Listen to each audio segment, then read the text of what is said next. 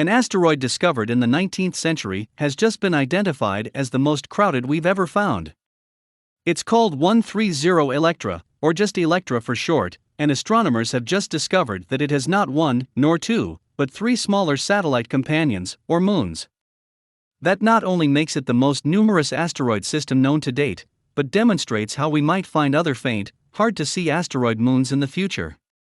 Electra is the first quadruple system ever detected, wrote a team of astronomers led by Anthony Bourdeau of the National Astronomical Research Institute of Thailand in their paper. This new detection shows that dedicated data reduction and processing algorithms modeling the physics of the instruments can push their contrast limits further. It's not unheard of for asteroids to have smaller companions, although it is pretty rare to spot them. Of the over 1,100,000 asteroids we've discovered, over 150 are known to have at least one moon. Electra, measuring around 260 kilometers, 160 miles, across, was first discovered in the asteroid belt between Mars and Jupiter in 1873, but its first moon, named S/2003, 131, wasn't discovered until 2003, 130 years later. Its second moon, S/2014, 131, was discovered in 2014. There's a good reason it takes a while to find these satellites. Asteroids are small and only dimly lit at the best of times.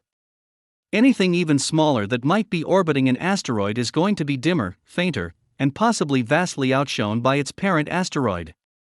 The smaller and closer the moon is to the asteroid, the harder it's going to be to see. It's very similar to the reason why it's hard to directly see exoplanets orbiting other stars. S/2003, 131 is just 6 kilometers across, and orbits Electra at an average distance of around 1,300 kilometers. S/2014, 131 is only 2 kilometers across, and has an average orbital distance of 500 kilometers.